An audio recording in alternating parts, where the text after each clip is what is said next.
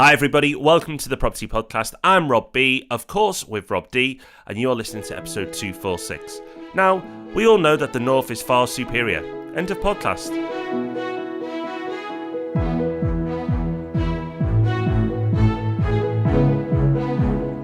Was it too much, Rob? Well, let's extend the episode a little bit. I think people are tuning in expecting a bit more than 30 seconds. So just for the sake of getting a bit of a longer show out, let's continue the North-South debate a little bit. This is inspired by a recent episode of Dispatches on Channel 4 called Is Britain Full? It was looking at the divide between London and the South East and what's happening in places like Liverpool and Manchester. It was a really interesting show. It's going to be relevant to anyone who's invested in the North or is thinking of doing so. So we're going to go through that episode, share our thoughts and talk about what it means for you from a property perspective. So the news story's coming up, which of course we're going to talk about the budget, plenty to discuss there. And we've got our resource of the week, which with all the changes in the budget, you are definitely going to need. But before that, Rob, it's our last meetup of the year coming up. I feel a bit sad. Yep, it is, but no need to be sad because they're going to be back again next year and they're going to be better than ever. But to make sure you do get along to the final meetup of 2017, God, that's gone quickly, you just need to get over to thepropertyhub.net/meetups and claim your place. If you've been procrastinating, you haven't been along to a meetup yet, or if you've been to a few this year but you're not a regular, sometimes you get a bit busy, go to this one. Make sure you're going into Christmas when it's that really important kind of planning and setting yourself up for next year period. Make sure you're going into that with lots of motivation and as much information as you can. And top tip, if you're looking for a meetup to go to, Chris, the meetup leader in St Albans, often provides mince pies in the December meetup. I'm sure it's been completely random that the last 2 Christmases I've been there. I can't make it this year, but if you like a mince pie and great company, of course, then check out the St Albans meetup. All right, and of course you are already staying informed about property by listening to this podcast, but now even more people can because the podcast is now on Spotify. So if it's easier for you to listen that way, you can do. Just go and type in Property Podcast into Spotify. Or if you've got friends who could benefit from the knowledge that we're sharing, but they don't really understand what podcasts are, you've tried to get them into iTunes, it's not quite working, but they're Spotify users, tell them. Just get them to go and find us over there and we can share the knowledge further. Okay, so news story of the week. Of course, it has to be the budget. Plenty happened, Rob, but landlords didn't get smashed up, which was quite a relief, but plenty to talk about on the property front. The biggest news story for me has to be the abolished stamp duty for first-time buyers purchasing properties up to £300,000. So if you're a first-time buyer and your property is less than £300,000, then congratulations, you'll have no stamp duty to pay. And it goes further. If you're buying a property in a more expensive area as a first-time buyer and the price is up to £500, you still get the first £300 stamp duty waived. So that's going to be a really positive change for anybody looking to get on the property ladder. The thing about the property ladder is once you're on it, it's hard to fall off. You're pretty much on it for life. But getting on for most people is the hard part. So this is a step in the right direction. Yep, and that applies everywhere except Scotland. It remains to be seen whether the Scottish government decides to do that because it's devolved up there. Also, some big numbers being thrown around as always. 44 billion is this budget's big number. That's how much they're going to be allocating to housing overall to meet their target of building 300,000 new homes a year by the middle of the next decade. Excuse me if I don't get too excited about that because we hear a lot of big numbers and a lot of promises around housing that tend not to happen. 300,000 new homes. As somebody tweeted me this week, Liverpool and their shaky defence have got more chance of keeping clean sheets for the rest of the season than this happening. And that person is right. Neither of those things are going to happen. Liverpool will concede many more goals because the defence is rubbish. And the government will not even get close to this 300,000. As many of you would have heard us talk about, the Barker report, which came out over 10 years ago now, which was a government report, said that we need to build 250,000 new homes each year to keep up with demand. We've not hit that target once since the report came out. So the ambitious target of 300,000 a year, I think they've got no chance. But it's nice to have ambition. Yep, and just a couple of other quick highlights. They're looking into compulsory purchase of land banks that are held by developers for financial reasons. That's just a consultation. Remains to be seen if they end up doing anything with that or if that is even a thing. Got my doubts.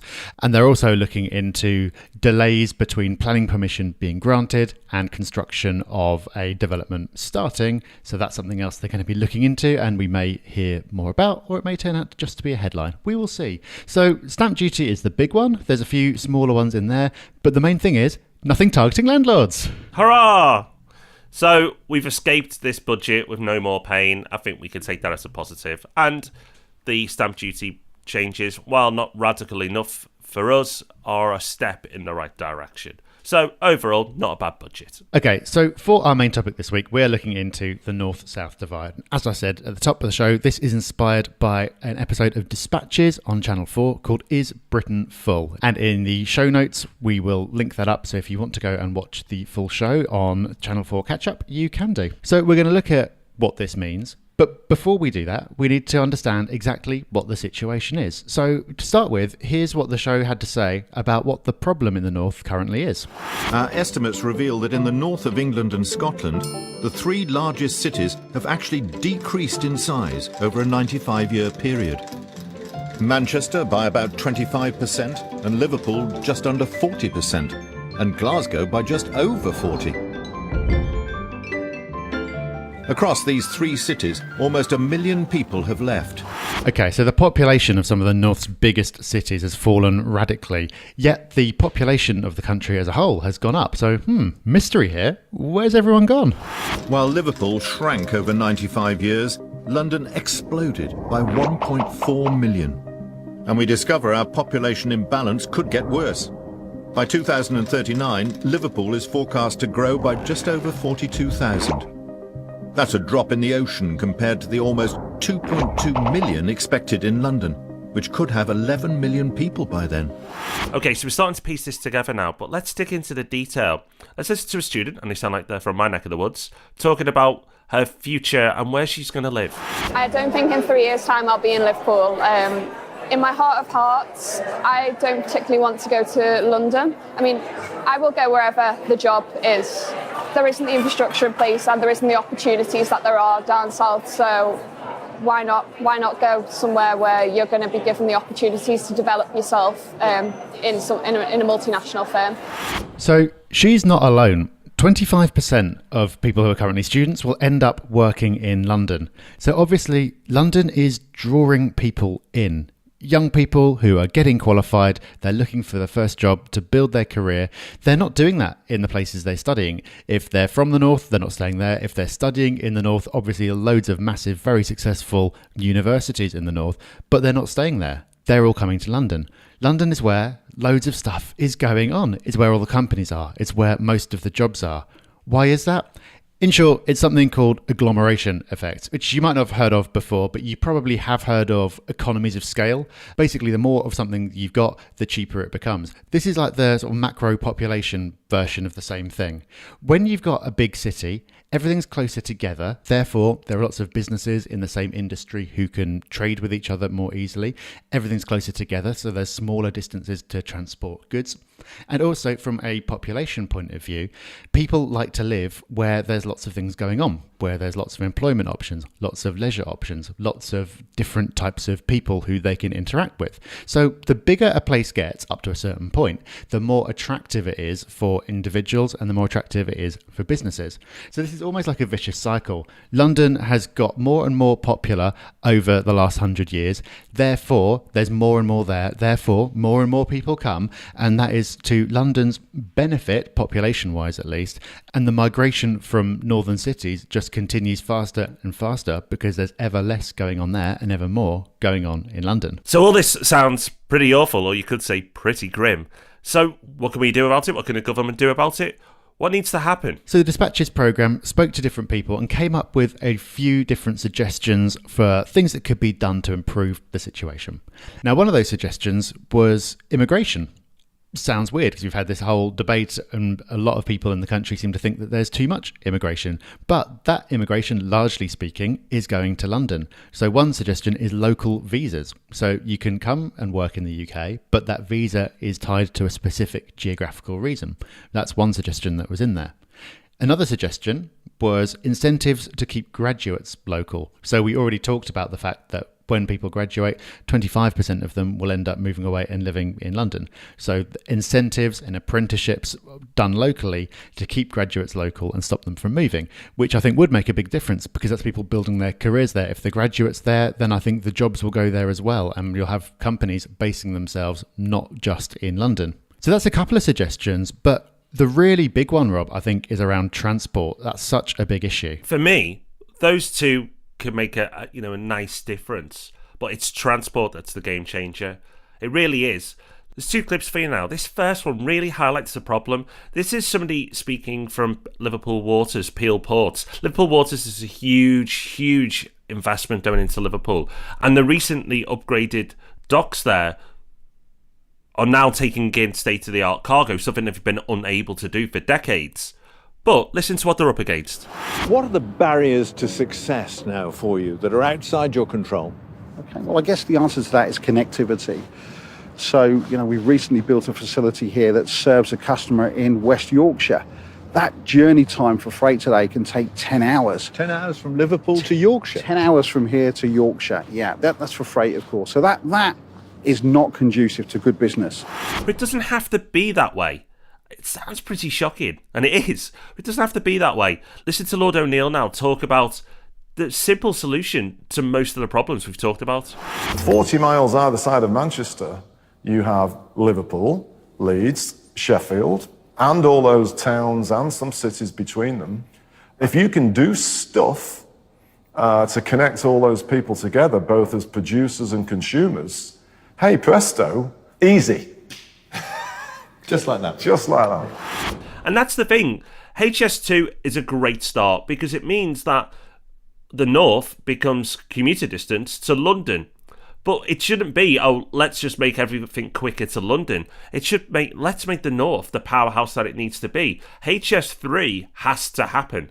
HS2 will make a super positive difference, but HS3 has to happen.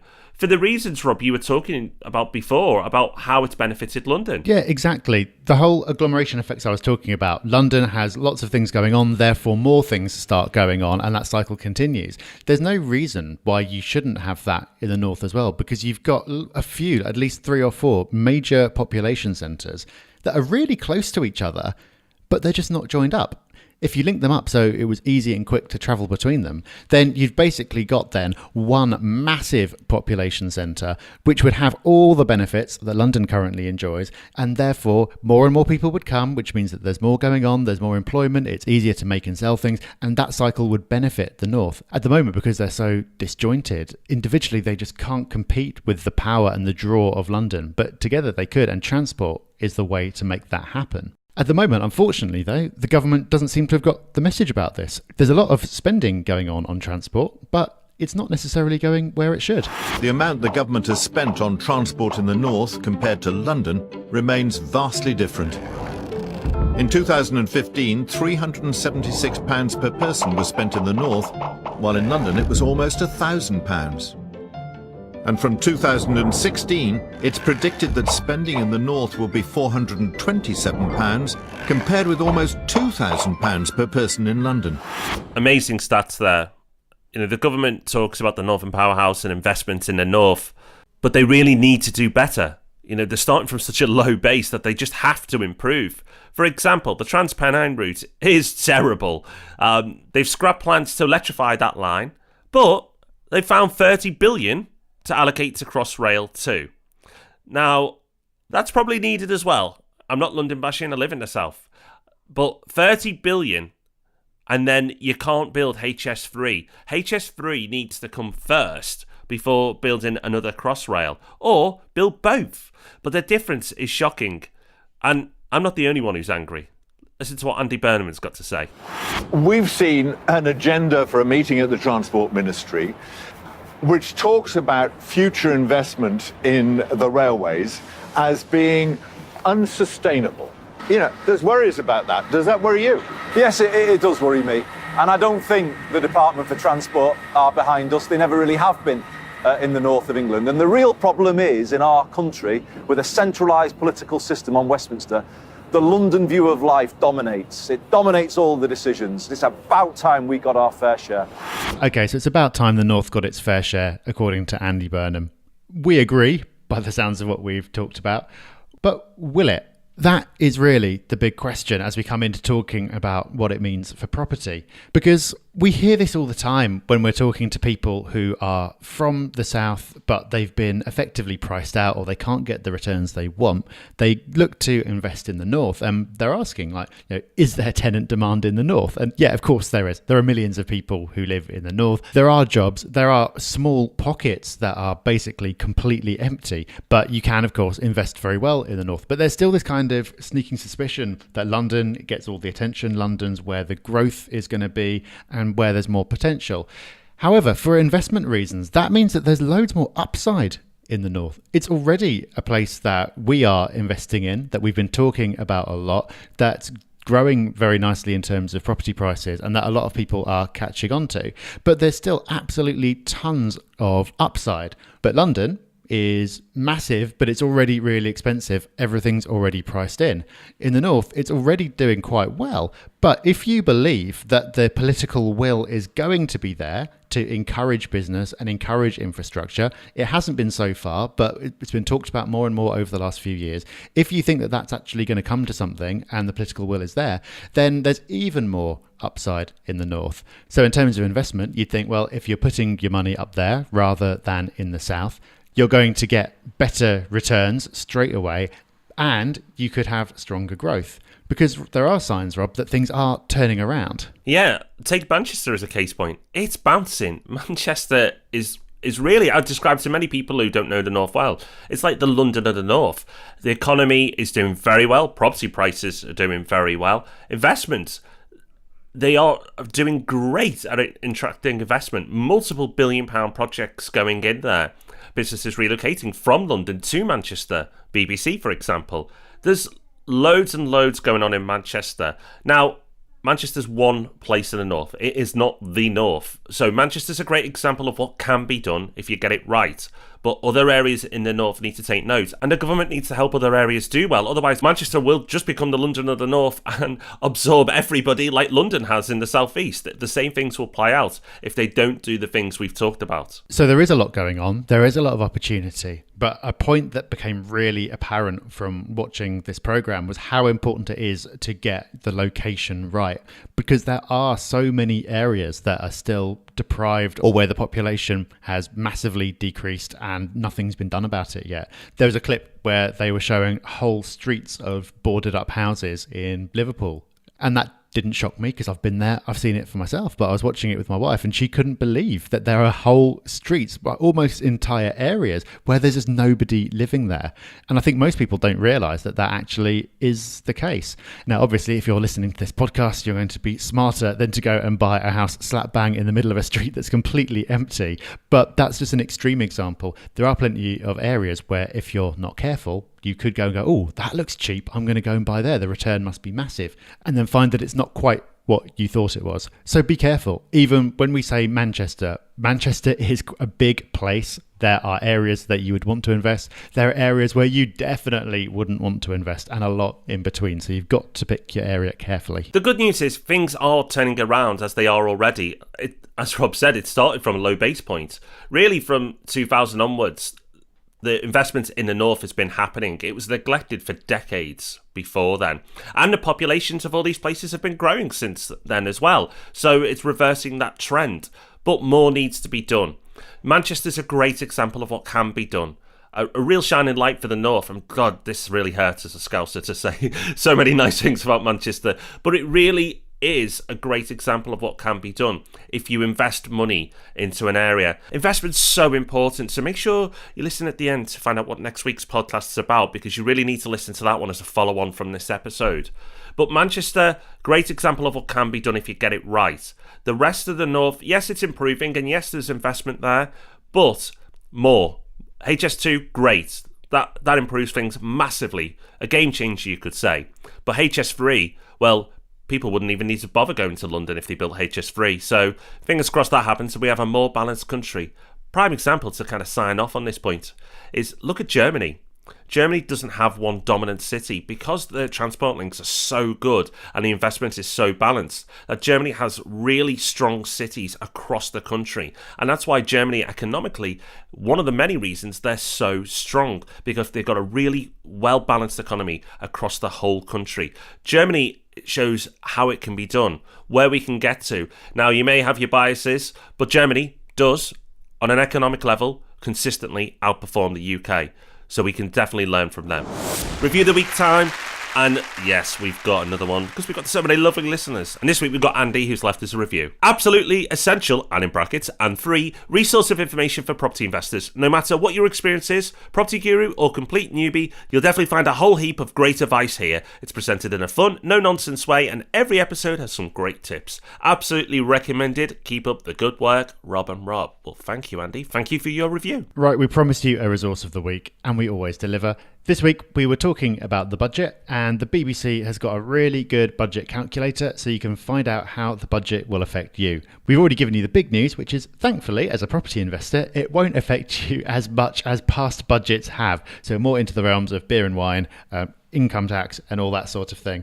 So broadly, a budget that's ignored us as property investors, and I think ignoring is something that we will happily take at this stage. But if you want to find out the details of how you're financially affected, you can find the budget calculator on the BBC website, and we'll be linking that up along with everything else we've talked about today at thepropertyhub.net/north-south. Well, next week's episode, we continue that theme because we're looking at major investment and regeneration projects across the country, north and south. We're looking at where's the money going, because sometimes, and you'll learn this next week, sometimes investment isn't all that it seems and won't have the impact that you think. And sometimes it makes a huge difference. So make sure you join us next week for that one. And of course, we'll be back on Tuesday with Ask Rob and Rob. So make sure you don't miss that one. And it's even easier now not to miss us because we're on Spotify. So make sure you spread the word on that one. We'll love you just that little bit more. Until then, take care. Bye-bye. Bye-bye. Thanks for listening to The Property Podcast. For show notes, all our past episodes, and to leave a review, go to thepropertyhub.net/podcast.